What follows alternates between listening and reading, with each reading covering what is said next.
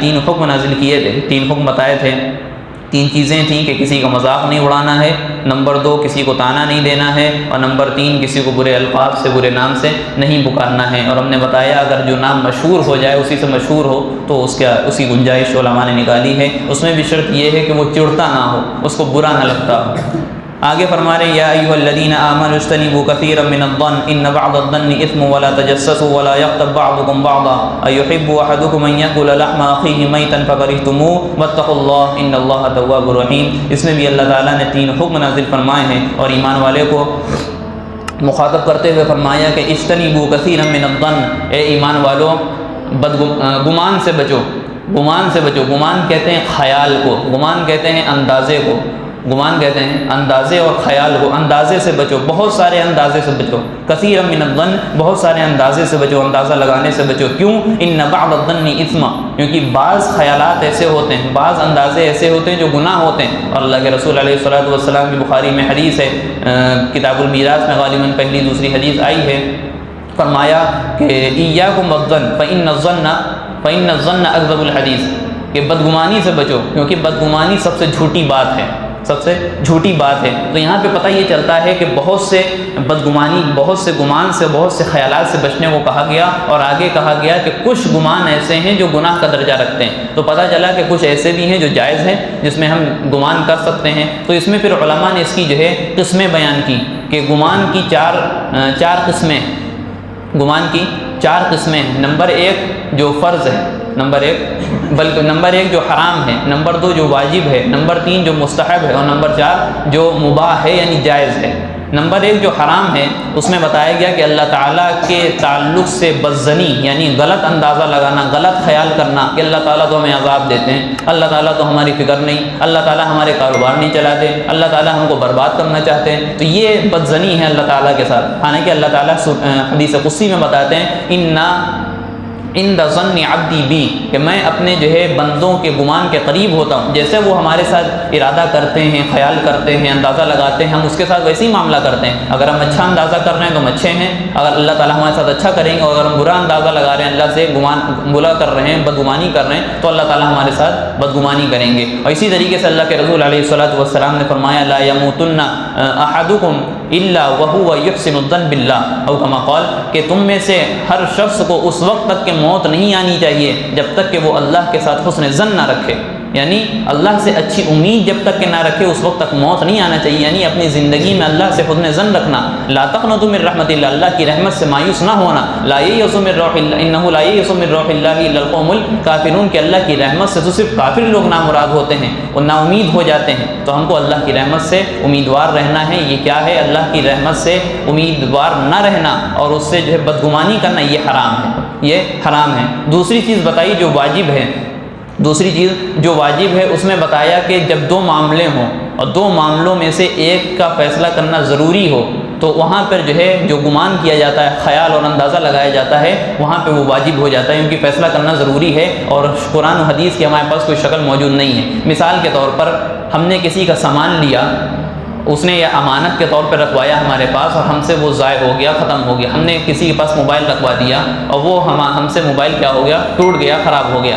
اب وہ ہم کو جو تاوان دینا پڑے گا، یعنی جتنے پیسے کا وہ موبائل تھا ہمیں وہ پیسے دینا پڑیں گے، لیکن موبائل کی قیمت ہمیں نہیں معلوم، موبائل کی قیمت نہ ہمیں معلوم نہ اسے معلوم۔ تو یہاں پہ اندازہ لگایا جاتا ہے، یہاں پہ کیا کیا جاتا ہے؟ اندازہ لگایا جاتا ہے۔ تو جو اندازہ آتا ہے اس میں پیسہ دینا واجب ہے۔ تو یہاں پہ جو گمان اور اندازہ اور خیال کیا گیا یہ واجب ہے۔ اسی طریقے سے دوسری مثال، ہم ایسی جگہ گئے جہاں ہمیں نماز پڑھنی تھی، لیکن قبلے کا ہمیں پتہ نہیں کہ قبلہ کس طرف، کدھر منہ کر کے نماز پڑھیں۔ موبائل ہمارے پاس تھا نہیں، لوگ موجود نہیں تھے جن سے ہم پوچھتے، جنگل علاقہ، ہم نہیں پتہ لگا سکتے، سورج اور چاند بھی ہم نہیں دیکھ سکتے۔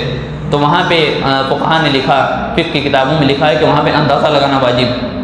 اگر کوئی اندازہ لگا کر کے نماز پڑھتا ہے، اگرچہ اس کی نماز اس طرف ہو، اگرچہ اس کی نماز بلکہ اس طرف یا مشرق کی طرف ہو، تو اس کی نماز ہو جائے گی، لیکن وہاں پہ اندازہ لگانا ضروری ہے۔ اگر کوئی بغیر اندازے کے قبلے کی طرف بھی نماز پڑھتا تو اس کی نماز نہیں ہوگی، کیونکہ وہاں پہ اندازہ لگانا کیا ہے؟ واجب ہے۔ اور اگر کوئی اندازہ لگانے کے بعد، گمان کرنے کے بعد، تحری کرنے کے بعد غلط سمت نماز پڑھ لیتا تو اس کی نماز ہو جائے گی۔ تو یہاں پہ گمان کیا ہوا؟ واجب ہوا۔ تیسری چیز جو گمان کی قسم بتائی تھی وہ جائز بتائی تھی، وہ جائز بتائی تھی۔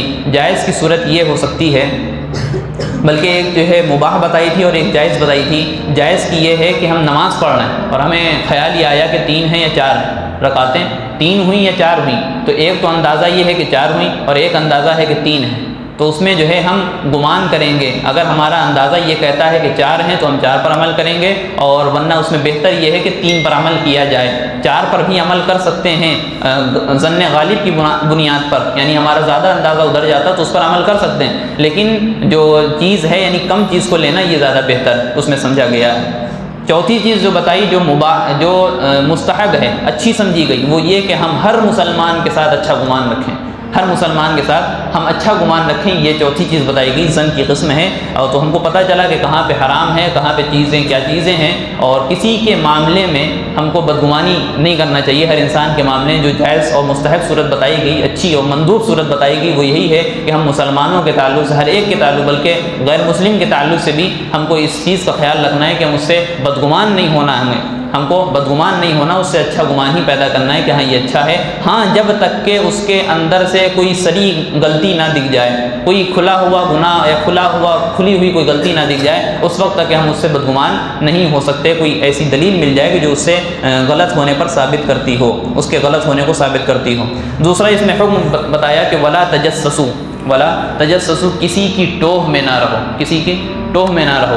ایک تجسسو ہے اور حدیث میں ایک آیا تحسسو، دونوں کو ملا کر کے آیا ولا تجسسو ولا تحسسو۔ تجسس کہتے ہیں کسی ایسے معاملے کی ٹوہ میں لگنا، ایسے معاملے کی کھوج بین میں لگ جانا جو بندہ جس معاملے کو، جس بات کو ایک بندہ اس کو چھپانے کی کوشش کر رہا ہے اور لوگوں میں ظاہر کرنے سے ڈرتا ہے۔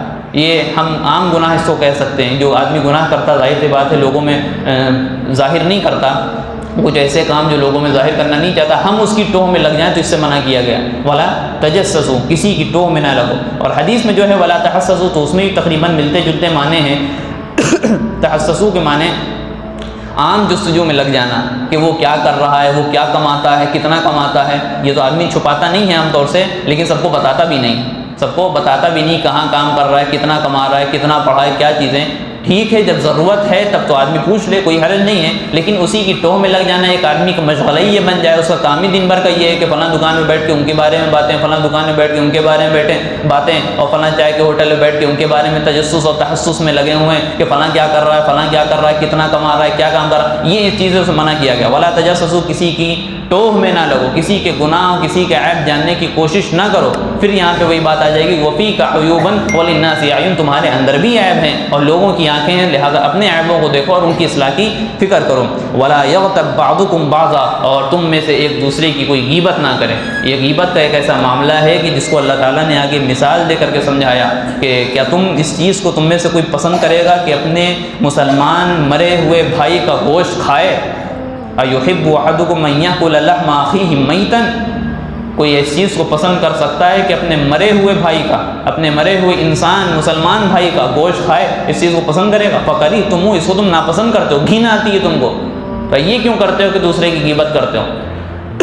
یہاں پہ بھی اصل مراد یہ ہے کہ ہم کسی کو تکلیف پہنچانے والے نہ ہوں۔ شروع میں بتایا اللہ کے رسول کو تکلیف نہ ہو، آگے پھر جو احکامات آئے وہ لڑائی کا سبب نہ بنے اور ہم کسی انسان کو اور اپنے معاشرے میں کسی کو تکلیف پہنچانے کا اور ایذا پہنچانے کا سبب ہم نہ بننا چاہیے۔ تو یہاں بھی وہی بات ہے، جب ہم کسی کی غیبت کرتے ہیں اس کو تکلیف ہوتی جب تک اس کو پتہ نہیں۔ غیبت کہتے ہیں اس چیز کو کہ ہمارے سامنے کوئی شخص موجود نہیں ہے اور ہم اس کی اس برائی کو بیان کر دیں جس سے اس کی تحقیر ہوتی ہے، اس کی ذلت ہوتی ہے، اس کی ذلت ہوتی ہو اور وہ برا مانتا ہو اور وہ اس چیز کو ناپسند کرتا ہو، میری یہ بات لوگوں کے سامنے بیان کی جائے، اس کو غیبت کہتے ہیں۔ دوسرا اس میں نقطہ اور پوائنٹ یہ نکلتا ہے، اگر کوئی شخص ہمارے سامنے موجود ہے تو ہم اس کو اس کے گناہ پر بتا سکتے ہیں، یعنی ہم موجود ہیں تو آپ کیا ہمارے کوئی کسی گناہ کو بتا سکتے ہیں لوگوں کے سامنے، میرے سامنے؟ تو یہ غیبت نہیں ہوگی، تو یہ لمز ہو جائے گا جو پیچھے کہا گیا کہ ولا تلمزوا انفسکم، کسی کو تانا نہ دو، یہ پھر تانے میں آ جائے گا۔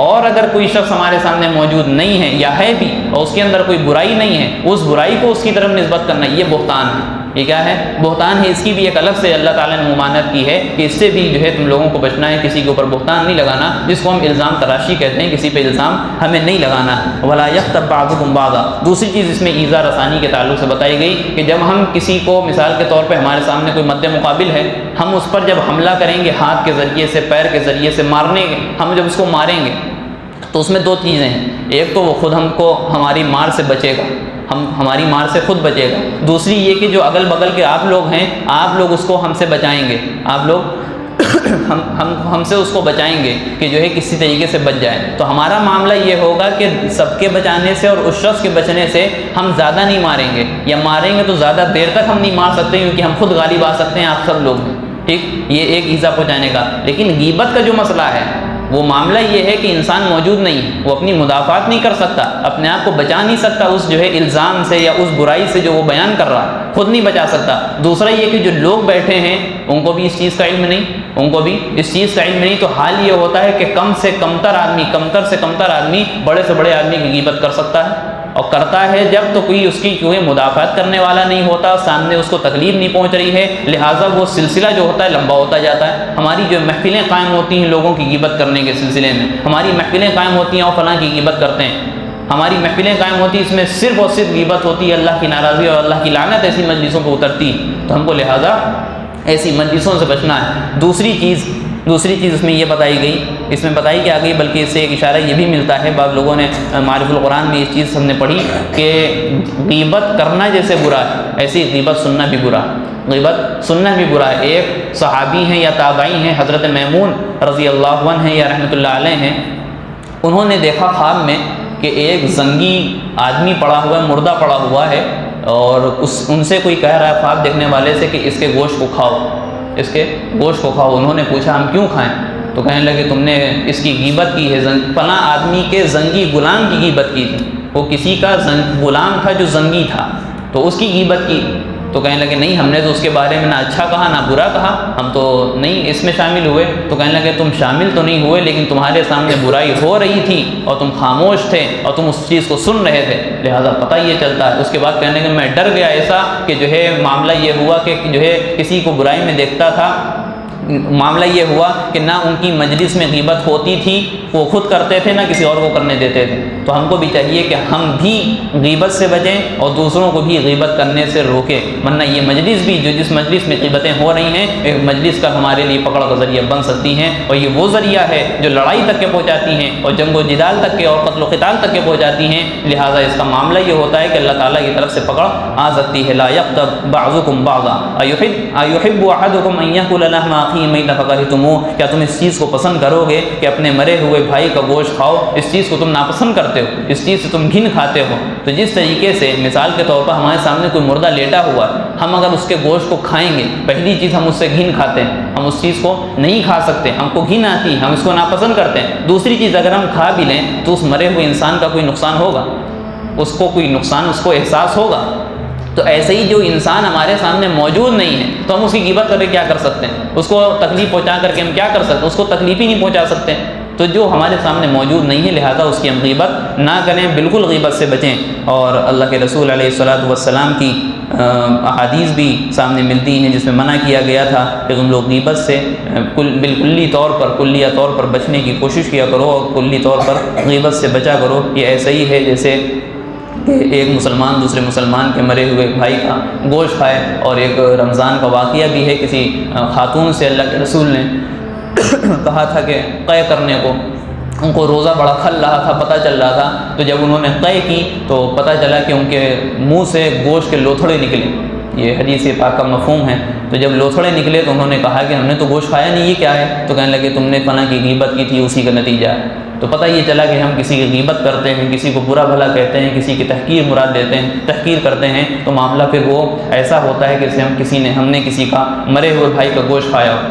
دوسری چیز، اگر ہم نے کسی کی غیبت کر لی، اللہ کے رسول نے فرمایا کہ غیبت جو ہے یہ زنا سے سخت ہے، الغیبت اشد من الزنا، کہ غیبت جو ہے یہ زنا کرنے سے سخت ہے۔ وہ کیوں؟ صحابہ نے پوچھا ایسا کیوں؟ کہنے لگے جب زنا کوئی کرتا ہے تو اس کے بعد وہ توبہ کرتا ہے اور اللہ تعالیٰ معاف کر دیتے ہیں، لیکن جب کوئی غیبت کرتا ہے اللہ تعالیٰ سے معافی مانگتا ہے، اللہ تعالیٰ اس وقت تک معاف نہیں کرتا جب تک کہ وہ شخص معاف نہ کر دے جس کی غیبت کی گئی ہو، جس کی غیبت کی گئی ہو، جب تک کہ وہ معاف نہیں کرے گا، جب تک کہ اللہ تعالیٰ معاف نہیں کریں گے۔ تو پتہ چلا غیبت کرنا یہ حق اللہ بھی ہے، یعنی اللہ کا بھی حق ہے اور بندوں کا بھی حق ہے۔ اللہ کا حق اس طریقے سے کیونکہ اللہ نے منع کیا ہے، ہم اللہ کے منع کیے ہوئے کام کو کر رہے ہیں، یہ اللہ کا حق ہم نے تلف کیا اور اللہ کے حق کو مارا۔ اور بندوں کا حق اس طریقے سے کہ ہم اللہ کے بندوں کے ساتھ اور مخلوق کے ساتھ، اپنے بھائیوں کے ساتھ حسن ظن رکھتے ہیں، اچھی باتیں کرتے ہیں، لیکن ہم نے بری بات کی لہٰذا ہم نے بندوں کے حق کو مارا، لہٰذا ہم کو معاف معافی مانگنا چاہیے، ہم کو معافی مانگنا چاہیے۔ لیکن بعض حضرات نے یہ لکھا ہے کہ جب تک کہ غیبت کا علم، اس غیبت جس کی غیبت کی گئی ہے اس کو علم نہ ہو کہ ہاں میری غیبت فلاں نے فلاں موقع پر کی ہے، اس وقت تک کہ معافی اس سے نہیں مانگنی چاہیے کہ اس کو اور تکلیف ہوگی، اس کو پتہ چلے۔ اگر اس کو پتہ چل گیا کہ ہاں میری غیبت فلاں نے فلاں موقع پر کی ہے، تب ہمارا معافی مانگنا ضروری ہے۔ اگر وہ معاف نہیں کرے گا تو اللہ تعالیٰ بھی معاف قیامت کے دن نہیں کریں گے۔ اشرف علی تھانوی رحمۃ اللہ علیہ نے بیان القرآن میں لکھا ہے کہ ٹھیک ہے لیکن اس کا ایک کفارہ بھی ہے، اس کا ایک کفارہ بھی ہے، اور اللہ کے رسول علیہ الصلوۃ والسلام کی حدیث بیان کرتے ہیں ان من الکفارۃ ان تستغفر له وتقول اللهم اغفر لنا وله، اور کما قال فرمایا کہ غیبت کا کفارہ یہ ہے کہ جس نے غیبت کی ہے، جس نے غیبت کی ہے وہ اس کے لیے مغفرت طلب کرے، اللہ جس کی غیبت کی ہے لمن اغتابہ، ہاں یہ الفاظ ہیں لمن اغتابہ، جس کی غیبت کی ہے اس کے لیے مغفرت طلب کرے، اور کہے تقول کہے اللہم اغفر لنا ولہ، اے اللہ ہم کو بھی معاف کریے اور اس کو بھی معاف کریے۔ یہ اس صورت میں ہے جب وہ مر چکا ہو، جب جس کی غیبت کی ہے وہ اس دنیا سے چلا گیا یا اس کا کوئی پتہ نہیں، یا اس کا کوئی پتہ نہیں، لیکن اگر وہ اس دنیا میں موجود ہے اور ہم جانتے ہیں وہ کہاں، اور اس کو میری غیبت کی خبر پہنچ گئی ہے، تو ہمارے لیے ضروری کہ ہم اس سے پاس جا کر کے معافی مانگیں گے۔ اگر وہ معاف کرتا تو ٹھیک ہے، نہیں معاف کرتا تو ہماری پکڑ ہو جائے گی۔ آگے فرمایا کہ واتقوا اللہ، کہ غیبت کے معاملے میں اللہ تعالیٰ سے ڈرتے رہو۔ جب اللہ کا پاس و لحاظ رکھو گے تو جب تمام چیزیں جو بیان کی گئی ہیں ان تمام چیزوں سے بچے رہو گے۔ ان اللہ تواب الرحیم، اور اللہ تعالیٰ جو ہیں وہ بہت زیادہ توبہ قبول کرنے والے اور رحم کرنے والے یعنی مہربان ہیں۔ یہ جو چھوٹی سی صورت آج انشاءاللہ یہیں تک رکھتے ہیں، باقی 8 آیتیں ہیں وہ انشاءاللہ بعد اگلے ہفتے کرتے ہیں۔ جس میں چھوٹی سی صورت میں پہلا حکم ہم کو جو ملا تھا وہ فتبینوا کا ملا تھا، وہ فتبینوا یعنی کوئی بھی بات ہمارے پاس آتی ہے اس کی ہم تحقیق کریں گے۔ اس کے بعد ہم کو جو دوسرا حکم ملتا ہے وہ اقسطوا کا ملتا ہے کہ ہم کوئی بھی کام کریں گے، کسی کے درمیان صلح وغیرہ کرائیں گے تو وہ اعتدال کے ساتھ کرائیں گے اور عدل و انصاف کے ساتھ کرائیں گے۔ اس کے بعد جو ہمیں حکم ملا لا یسخر قوم من قوم، کہ ایک جماعت دوسری جماعت کا مذاق نہیں اڑائے گی، تمسخر نہیں کرے گی، استہزاء نہیں کرے گی۔ تیسرا حکم ولا تلمزوا انفسکم، کسی کو طعنہ ہم نہیں دیں گے۔ چوتھا حکم ولا تنابزوا بالالقاب، اور ایک دوسرے کو برے لقب سے ہم نہیں پکاریں گے۔ اور اسی طریقے سے پانچواں حکم اجتنبوا کثیرا من الظن، ہم بدگمانیوں سے بچیں گے کیونکہ بعض بدگمانیاں کیا ہوتی ہیں، گناہ کا کام کرتی ہیں۔ اور چھٹا حکم جو ہے ولا تجسسوا، کسی کی ٹوہ میں ہم کو نہیں لگنا۔ اور ساتواں حکم جو ہے ولا یغتب بعضکم بعضا، ہم ایک دوسرے کی غیبت نہیں کریں گے۔ یہ مختصر سی صورت میں اللہ تعالیٰ نے پورے معاشرے میں رہنے کے اصول اور قواعد اور ضوابط بتا دیے کہ کس طریقے سے ان کو رہنا ہے اور کیسے اپنی زندگی گزارنا ہے۔ اگر ان تمام چیزوں سے ہم بچے رہیں گے تو یقین جانیے ہمارا معاشرہ خوشحال ہوگا، یقین جانیے ہمارا معاشرہ ایسا ہوگا کہ لوگ اس کی مثالیں دیں گے، اس میں لڑائی دنگے کم ہو جائیں گے، اس میں ایک دوسرے کو گالی گلوچ دینا اور تمام چیزیں کم ہو سکتی ہیں۔ ہم کو اللہ تعالیٰ سے دعا کرنا ہے کہ جو چیزیں پڑھی گئی اور پڑھی جا رہی ہیں اللہ تعالیٰ ہماری زندگی میں اس کو شامل فرمائے اور ان پر ہم کو عمل کرنے کی توفیق عطا فرمائیں۔ قرآن کتاب ہی ہے اس پر عمل کرنے کی، اس کو سمجھنے کی، لیکن آج ہم نے صرف اس کو قرآن کو سننے تک کے محدود کر لیا۔ یہ ہماری جو ہے قسمتی ہے، محرومی کی بات ہے۔ اللہ تعالیٰ کلام سے پوچھ سکتے ہیں کہ یہ امانت تم کو دی تھی، یہ امانت تم کو دی تھی دوسروں تک پہنچانے کے لیے، یہ کیوں نہیں پہنچائی؟ اس کا ہم جواب نہیں دے سکتے۔ مثال کے طور پہ ہم کسی کو 100 روپے دیں اور کہہ دیں جا کر کے غریبوں میں 10 روپے تقسیم کر دو 10 غریبوں کو، تو اگر یہ نہیں کریں گے تو ہم ان سے پوچھیں گے کیوں نہیں کیے؟ اسی طریقے سے اللہ نے یہ قرآن ہمیں دیا تھا اور کہا تھا کہ اپنے گھر والوں کو اور اپنے محلے والوں کو اور اپنے تمہاری جتنی طاقت اور سکت ہے، جتنی قدرت استطاعت ہے، جہاں تک تم پہنچا سکتے ہو قرآن کی باتوں کو وہاں تک پہنچاؤ۔ ہم سے پوچھا جائے گا کیوں نہیں پہنچایا، اور وہ لوگ یہ کہہ سکتے ہیں قیامت کے دن ہم تک کہ کوئی پہنچانے والا ہی نہیں تھا۔ لہٰذا یہ قرآن ہمارے خلاف کل حجت نہ ہو بلکہ ہمارے حق میں حجت بنے اور ہم کو جنت میں لے جانے والا بنے۔ ہم کو اس چیز کی اللہ تعالیٰ سے دعا کرنا ہے، اور اللہ تعالیٰ سے دعا ہے کہ اللہ تعالیٰ ہم سب کو قرآن کو سمجھنے والا، اس پر عمل کرنے والا اور اس کی دعوت کو عام کرنے والا بنائے۔ آمین وآخر دعوانا ان الحمد للہ رب العالمین۔ السلام علیکم۔ ویڈیو اگر اچھی لگی ہو تو لائک کریں، شیئر کریں اور چینل کو سبسکرائب کرنا نہ بھولیں، اور ساتھ ہی ساتھ بیل آئیکن کو پریس کریں تاکہ نئی ویڈیو کی نوٹیفیکیشن آپ کو ملتی رہے۔